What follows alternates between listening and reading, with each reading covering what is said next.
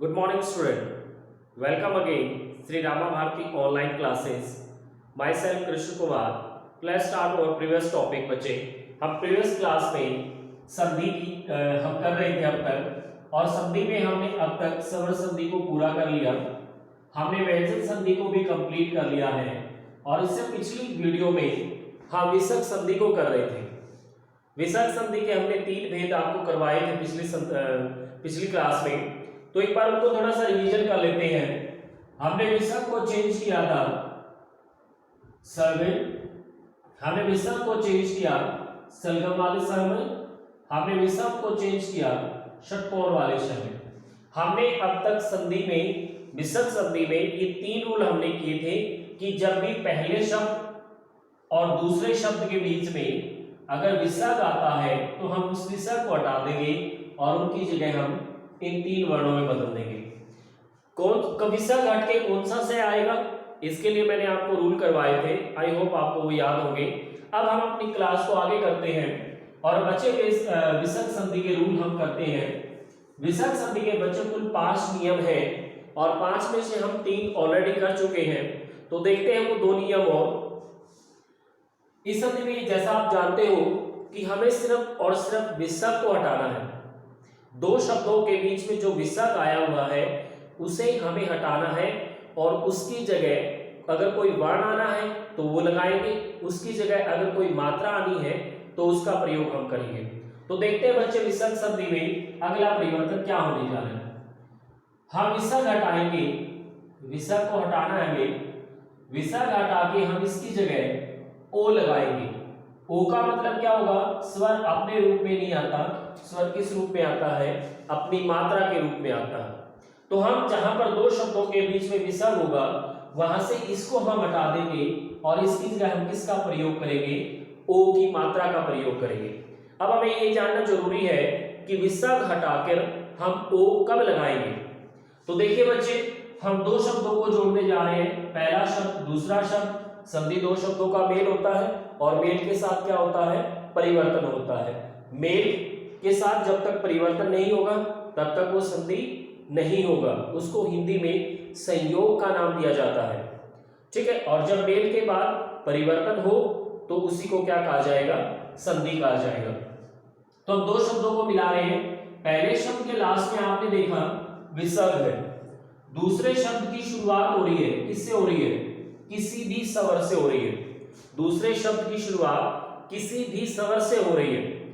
ऐसे लेकर औ तक का 11 स्वरों में से अगर किसी भी स्वर से दूसरे शब्द की शुरुआत हो रही है, तो अगर तीसरा या चौथे वर्ण से शुरुआत हो रही है तो य, रे, ले, वे या है से उस शब्द की शुरुआत हो रही है तो हम इस विसर्ग को हटा देंगे और इसकी जगह हम कौन सी मात्रा लगाएंगे, ओ की मात्रा हम लगाएंगे.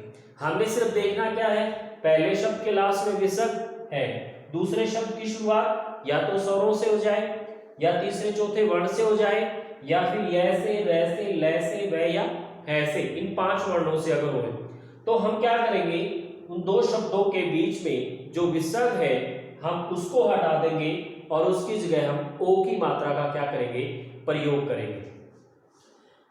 स्वर आपको क्लियर है, यह है, ये 5 वर्ण है. मैं एक बार फिर से आपको रिपीट कर देता हूं, ये तीसरा और चौथे वर्ण का क्या मतलब है. वैसे तो मैंने प्रीवियस क्लास में इसको एक्सप्लेन किया था, लेकिन हम एक बार फिर से इसको अच्छे से एक्सप्लेन कर लेते हैं. जैसे बच्चे आप अच्छी प्रकार से जानते हो कि हमारे हिंदी में 5 वर्ग हैं. एक कै का वर्ग है जिसमें कै के 5 वर्ण हैं, एक चै का वर्ग, टै का वर्ग, तै का वर्ग और एक है पै का वर्ग. हर वर्ग में 5-5 वर्ण है. हर एक वर्ग में 5-5 वर्ण है, सब में 5-5 वर्ण है. तो बच्चे देखिए, ये पहला वर्ण हो गया अपनी लाइन का, ये दूसरा, ये तीसरा, ये चौथा वर्ण हो गया और ये कौन सा वर्ण हो गया, 5वां वर्ण हो गया. इसका मतलब हमने लिखा है तीसरा और चौथा वर्ण. कहने का मतलब हुआ 5 लाइनों का जो तीसरा और चौथा वर्ण है वो यहां पर आएगा. अब अगर मैं इनको 5 वर्ण लाइनों के 2-2 वर्ण लिखता तो मुझे यहाँ पर 10 वर्ण लिखने पड़ते, जो आप लोगों के लिए याद करना भी क्या हो जाता, थोड़ा मुश्किल हो जाता, कठिनतम हो जाता. इसी चीज के लिए आपके पास एक आसान सा तरीका है कि तीसरा और चौथा वर्ण अपने आप में अंडरस्टैंड हो जाएगा कि तीसरा और चौथा मतलब पांचों लाइनों का तीसरा और चौथा, उनमें से अगर कोई भी वर्ण है दूसरे शब्द की शुरुआत में तो आप निस्वक को हटाओ और उसकी जगह क्या लगा दो, ओ लगा दो। एक शब्द से हम इसको एग्जाम्पल को क्लियर करने की कोशिश करेंगे। पहले शब्द के लास्ट में विसर्ग होगा, ये दूसरा शब्द है, ये हमारा पहला शब्द, ये दूसरा शब्द। अब हम इसमें तुक्का नहीं मारेंगे, हम देखते हैं रूल के अनुसार। पहले शब्द के लास्ट में विसर्ग आ गया, दूसरे शब्द की शुरुआत किससे हो गई, है से हो गई। हमने दे रखा है कि भी है होगा, तो हमने लिखा है कि हम विसर्ग को हटा देंगे, उसकी जगह क्या लगाएंगे, ओ। अब हम सिर्फ यहां से विसर्ग को हटा रहे हैं और विसर्ग की जगह हम क्या लगा रहे हैं, ओ लगा रहे हैं। जैसे ही हमने विसर्ग हटाकर उसकी जगह ओ लगाया, शब्द हो गया मनोहर। ठीक है, एक एग्जांपल और देखते हैं ताकि अच्छे से इस बात क्लियर हो जाए। हम कोई स्वर का एग्जांपल भी देख लेते हैं। सपोज करो शब्द है मने, उसके बाद शब्द है अनुकूल, ये दो शब्द हमारे पास है। जब आप इनकी संधि करने जाएंगे तो हमने देखा पहले शब्द के लास्ट में क्या है, विसर्ग, दूसरे शब्द की शुरुआत किससे हो रही है, ऐसे। ए अपने आप में क्या है, स्वर है। हमने कहा कि कोई भी स्वर होगा तो हम क्या करेंगे, इस विसर्ग को हटाकर इसकी जगह क्या लगा देंगे, ओ लगा देंगे। बच्चे कभी भी स्वर जो है वो बीच में नहीं लिखे जाते, वो अपनी मात्रा के रूप में लिखे जाते हैं। ए की कोई मात्रा नहीं होती, इसलिए नेक्स्ट वाले वर्ण जो है इसमें लिखे जाएंगे। अब ये शब्द हो गया मनोनुकूल। ठीक है, ये परिवर्तन होगा विसर्ग संधि में। कब, जब पहले शब्द के लास्ट में विसर्ग और दूसरे शब्द की शुरुआत इनमें से किसी एक वर्ण से अगर हो रही है तो हम क्या करेंगे, विसर्ग हटाएंगे और उसकी जगह क्या लगा देंगे, ओ लगा देंगे। ठीक है, आई होप आपको ये बात समझ में आ गई होगी। अब चलते हैं हम नेक्स्ट नियम की तरफ। कोई ज्यादा अंतर नहीं है इनमें।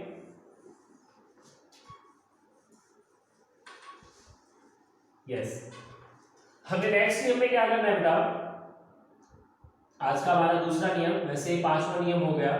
हम विसर्ग हटाएंगे, विसर्ग को हमें हटाना है, उसकी जगह हम क्या लगा देंगे, उसकी जगह हम लगाएंगे र। र का मतलब है स्वर रहित र। ठीक है, इसमें स्वर नहीं होगा, स्वर नहीं होगा तो ये आधा होगा। आधा रहे आप अच्छी प्रकार से जानते हो कि वो कहां पर लिखा जाता है, शब्द के ऊपर वो जाता है। शब्द के ऊपर जो लगता है वो आधा र होता है। सबसे बड़ी विशेषता ये होती है कि वो जहां पर भी लगेगा उसका उच्चारण उस वर्ण के से पहले होता है जिसके ऊपर वो लगा हुआ है। सपोज करो हमारे पास ये शब्द है पर्यावरण। अब पर्यावरण में र जो है वो या के ऊपर लगा हुआ है, लेकिन जब उच्चारण की बात आएगी तो र जो होता है वो हमेशा जिस वर्ण के ऊपर लगता है उससे पहले उसका क्या होता है, उच्चारण होता है। तो यहाँ पर र का उच्चारण होगा, इनमें शब्द हो जाएगा पर्यावरण।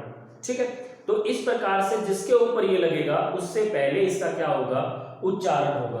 अब आप देखते हैं कि हम विसर्ग को कब हटाएंगे और उसकी जगह कब हम र लगा देंगे। इसके लिए हमारे पास क्या क्या होना चाहिए, पहला शब्द, दूसरा शब्द। पहले शब्द के लास्ट में वही विसर्ग, दूसरे शब्द की शुरुआत स्वर से हो जाए, दूसरे शब्द की शुरुआत तीसरे और चौथे वर्ण से हो जाए, दूसरे शब्द की शुरुआत य, र, ल, व या है से हो जाए, तो हम क्या करेंगे, इस विसर्ग को हटा देंगे यहां से और इसकी जगह पर हम क्या लगा देंगे, आधा र हम लगा देंगे। ठीक है, अब आपके पास कंफ्यूजन ये हो गई कि हमने पिछला नियम भी बिल्कुल यही किया था। उस केस में हम क्या कर रहे थे, विसर्ग को दूसरे शब्द की शुरुआत वाले वर्ण तो सेम है इसमें भी और उसमें भी, वहां पर हम क्या कर रहे थे, ओ लगा रहे थे। अब हम कह रहे हैं कि भी इसकी जगह हम क्या लगाएंगे, र लगाएंगे।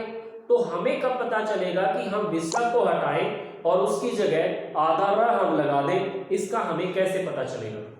तो इसके लिए बच्चे देखो क्या करना है, ये दोनों नियम बिल्कुल एक जैसे हैं। इनमें दूसरे शब्द की जो शुरुआत है वो बिल्कुल एक जैसी रहेगी, या तो स्वर में से होगा या फिर तीसरे चौथे वर्ण में से होगा या फिर वो किस में से होगा, य, र, ल, व और है में से होगा। लेकिन अंतर किस बात से होगा, अंतर करने के लिए कि आप इस विसर्ग को ओ में बदलो या आप इस विसर्ग को र में बदलो। इसके लिए आपको क्या करना है, इसके लिए हमें विसर्ग से पहले देखना है। अगर विसर्ग से जस्ट पहले विसर्ग से पहले अगर ई या ऊ की मात्रा है, विसर्ग से पहले अगर आपको दिखाई दिया कि ई या ऊ की मात्रा है, तब आप विसर्ग को किस में बदल दोगे? तब आप विसर्ग को बदल दोगे, ई या ऊ की मात्रा है तब तो आप बदल दोगे रॉ में।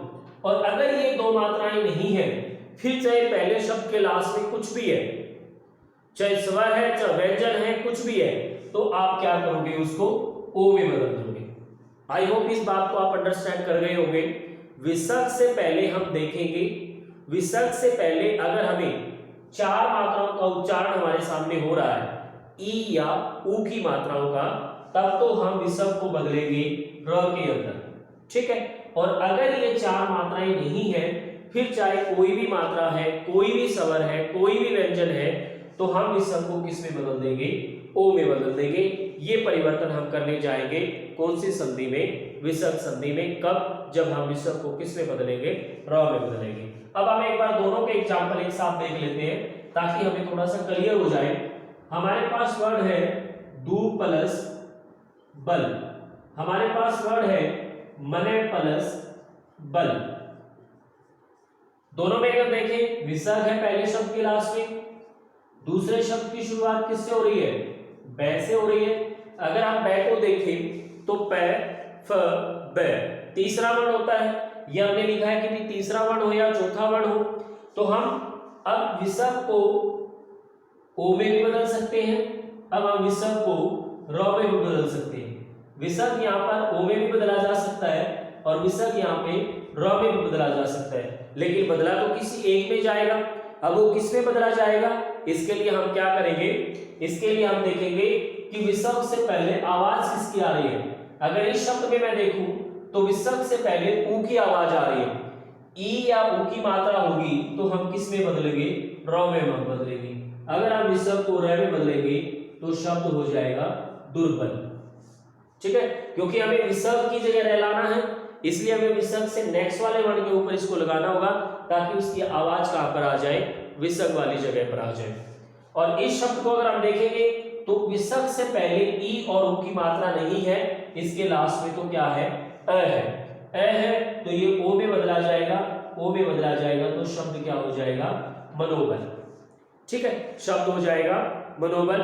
आई होप आप इस बात को अच्छे से समझ गए होंगे। एक एग्जांपल और देते हैं ताकि अच्छे से बात क्लियर हो जाए।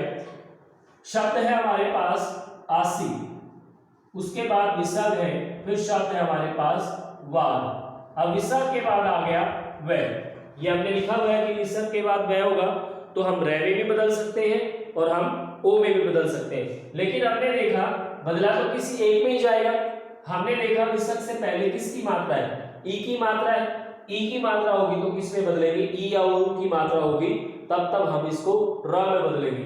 र में बदलेंगे तो हम विसर्ग हटा देंगे और उसकी जगह पर क्या लगा देंगे? हम र लगा देंगे, शब्द हो जाएगा आशीर्वाद। आई होप विसर्ग संधि को आप अच्छे प्रकार से समझ गए होंगे। तीनों प्रकार की संधि हमारी यहाँ पर कंप्लीट हो गई। ये चैप्टर आज हमारा पूरा हो गया। नेक्स्ट क्लास में मिलते हैं नेक्स्ट चैप्टर के साथ, तब तक God bless you, good bye.